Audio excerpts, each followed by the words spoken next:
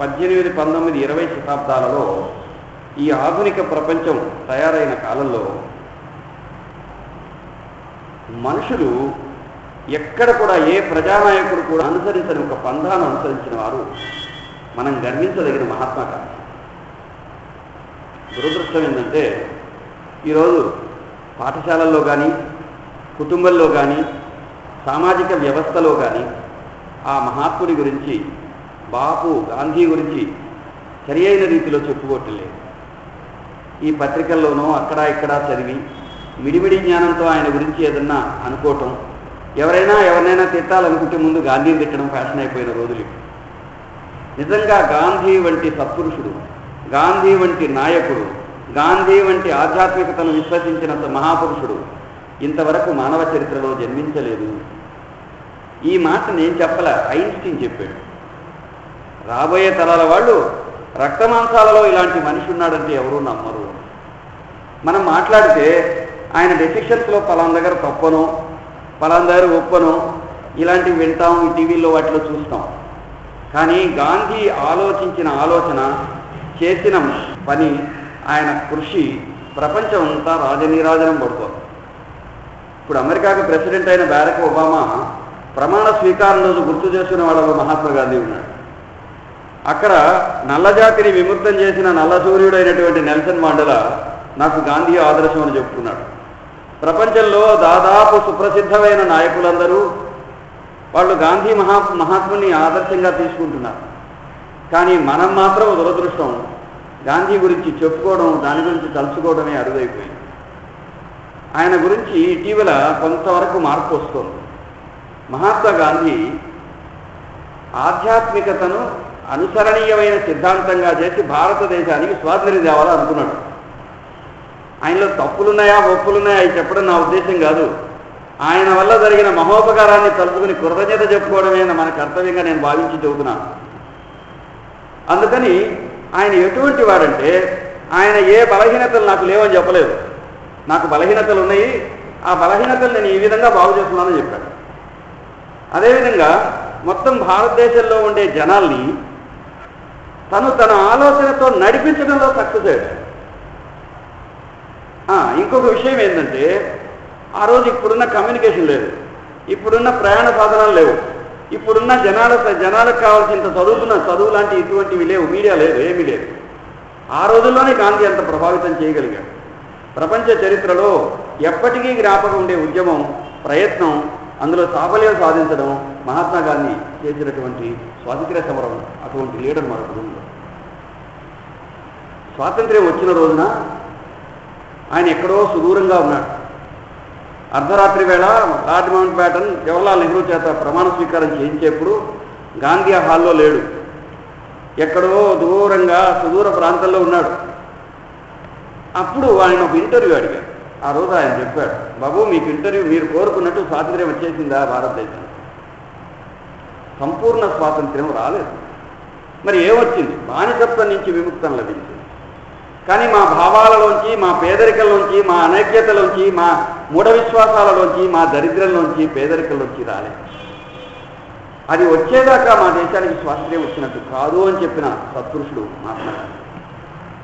ఒక విశేషం ఏంటంటే గాంధీ ప్రతి మాట, ఆయన చేసిన ప్రతి చర్య ఆయన ఎలా జస్టిఫై చేసుకున్నాడో చెప్పారు. ఎట్లా దాన్ని నిర్దేశించుకున్నాడో చెప్పాడు. ఆయనను సరిగా అర్థం చేసుకోవడంలో ఆనాటి సమాజం విజయవంతం అవ్వాలి.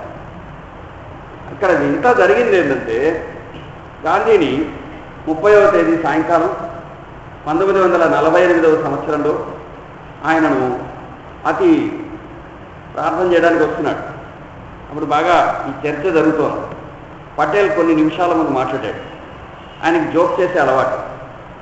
వెంటనే మాట్లాడుకుంటా ఇద్దరు మనవరాళ్ళు ఉంటే వాళ్ళతో పట్టుకొని కూడా వస్తున్నాడు. ఆయన మెల్లగా వస్తూ జోకులు వేసుకుంటున్నారు, మాట్లాడుకుంటా కబుర్లు చెప్పుకుంటా వస్తున్నాడు. వెంటనే అక్కడ జనంలో కలకల రేగింది. ఒక మనిషి అక్కడికి వచ్చాడు. దగ్గరికి వస్తే ఇప్పటికే లేట్ అయ్యా బాబు అని ఆ ఉన్న అమ్మాయి చెప్పబోతే ఆమె ఒక పక్కకు లాగేశాడు.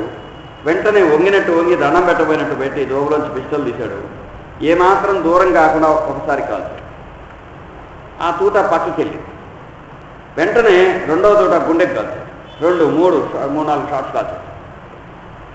ఉన్నట్టుండి నీలమైన ఆకాశం కింద తెల్లగా ఉండే కపోతం లాంటి ఆయన అంతా రక్తం చిప్పిల్లి మెల్లగా ఒరిగిపోతున్నాడు. ఒరిగిపోతుంటే ఆ అభాగా అని అమ్మాయి పట్టుకున్నారు. మనువబా అని ఇద్దరున్నారు. వెంటనే విచిత్రం ఏంటంటే వాళ్ళు వచ్చేప్పటికే ఆయన గొరుగుతున్నాడు, హే రామ్ రామ్ అని. అంతే, దేహం పడిపోయింది. ఆ సమయంలో రామనామస్మరణ చేసిన వారు మనం చాలాసార్లు చెప్పుకుంటాం. అసలు ఆయన ఒక మాట చెప్తాడు, మీకు కొంచెం సెక్యూరిటీ పెట్టుకున్నాయా బాబు అని ఎవరో అంటే, నౌఖాళీలో ఎక్కడో గొడవ జరిగితే చెప్తారు. గాంధీ అంటాడు, ఈ భారతదేశంలో ఒక్కడిగా నన్ను చంపాలనుకుంటే నేను బ్రతకటం అనవసరం అని చెప్పాడు. అటువంటి మహాపురుషుడు ఆయన గురించి ఒక విచిత్రమైన సంఘటన మనకు తెలిసింది. అది ఒక సత్పురుషురాలైన హరిజన కులానికి చెందిన మాల పిచ్చమ్మ గారు చెప్పడం విశేషం. విజయవాడ నుంచి గుడివాడ పోయే రోడ్లో కురుమద్దాల అని ఒక ఊరు. ఆ ఊర్లో ఒక ఆవిడ పొడవైన దేహం, మామూలు సంసార జీవనం గడిపి ఆమెకు విశిష్టమైన తపోనిష్ట కలిగి ఇవన్నీ వదిలి దూరంగా సాధు జీవనం గడిపేది.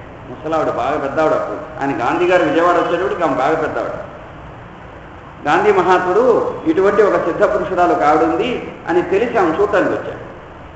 వెంటనే, నాయనా రారా, లోకసేవ చేస్తున్నావురా, లోక నారాయణ సేవ చేస్తున్నావు తండ్రి అని ఇలా అనగానే ఆయన భుజం మీద తలబెట్టుకొని తల్లి గుండె మీద బిడ్డలాగా ఆయన ఆనందించాడు.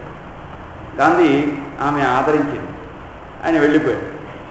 తర్వాత 1948వ సంవత్సరం జనవరి నెల 30వ తేదీ ఉదయం ఆవిడ గంజి దాక్కుండా దిగులుగా ఒక మూల ముడుచు కూర్చుంది. ఆవిడతో పాటు ఉన్న వాళ్ళు కొంతమంది భక్తులు, ఆ ఊరు వాళ్ళు ఆమెను కొంచెం పట్టించుకునే వాళ్ళు ఉన్నారు. వాళ్ళు వచ్చి అడిగారు, ఏమవ్వా ఎందుకు ఇలా ఉన్నావు అని. ఆమె అన్నది, రే వాడు ఈరోజు కాల్ చేయబడతాడా. ఎవరో అన్నారు. కొంతసేపు గమ్ములు, వాడిని ఈరోజు కాల్ చేస్తుందిరా. ఎవరు కాల్ చేస్తారు? ఆ ఆవుదోడు. ఏ ఆవుదోడా అని మళ్ళీ బతిలాడారు. ఎవరెవరు? వాడేరా, గాంధీని కాల్ చేస్తారా అని. గాంధీని ఏంది కాల్చేసేది? భారతదేశంలో ఆయన శత్రువులు ఎవరు లేరు, నీ పిచ్చి కానీ నువ్వెందుకు అలా మాట్లాడతావు అంటే ఆమె తన జ్ఞాన దృష్టితో చెప్పింది, ఒక జన్మలో ఒక ఆవుదోడిని అతను కాల్చాడురా, ఈ జన్మలో ఆవుదోడు ఆయన కాలుస్తుంది. ఎన్ని గంటలకవా? 4 గంటల పైన అని చెప్పి ఆ రోజంతా ఆవిడ గంజి కూడా తాగు, భగవత్ స్మరణ చేసుకుంది. ఒక విషయం గమనించండి, ఎందరో సత్పురుషులు ఈ విధంగా ధ్యానము, సాధన, స్మరణ చేయబడినటువంటి సత్పురుషుడు మహాత్మా గాంధీ.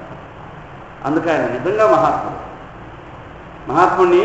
కానీ ఒక విషయం తెలుసా, ఆయన ఎక్కడా నేను మహాత్ముడు అని ఒప్పుకోలేదు. నన్ను మహాత్ముడు అన్నది నాకు నచ్చదు. ఆ మాట అన్న రవీంద్రుడితో ఆయన చెప్పిన మాట ఏంది, ఆయన అల్పాత్మ, నన్ను మహాత్మా అనవద్దు, నేను అల్పాత్ముడను అని చెప్పుకున్నాడు.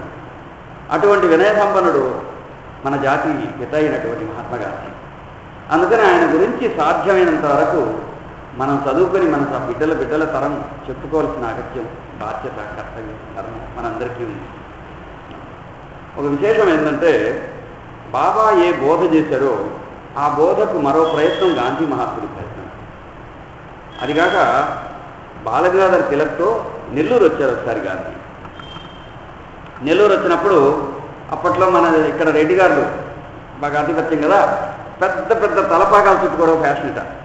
వీళ్ళంతా పెద్ద తలపాగాలు తెలుసుకొని గాంధీ గారికి పిలిచి వాళ్ళు పుస్తకాలు, పత్రిక, పేపర్ పేజీలు రాసుకుని ఏదో చదివారు. అంతా అయిన తర్వాత గాంధీ అన్నారు, ఎందుకంత కష్టపడి చదవడం, అదేదో నాకు ఇస్తే నేనే చదువుకుంటాను కదా అని జోక్ చేసి వెంటనే అన్నట్టు, నన్నెందుకు ఇంత పొగడడం, నిజానికి ఈ ప్రతిభ ఏదంతా బాలగంగాధర్ తిలక్ గారికి చెందుతుంది, తిలక్ ప్రయత్నం అది అని చెప్పారు. ఆ తిలక్ బాబా చూశారు. ఆయన అడిగాడు, ఈ దేశానికి స్వాతంత్ర్యం వస్తుందా? బాబా చెప్పిన మాట ప్రకారం మరొకరు వస్తున్నారు, నువ్వు విశ్రాంతి తీసుకోమన్న మాటను తిలక్ ఆచరించాడు.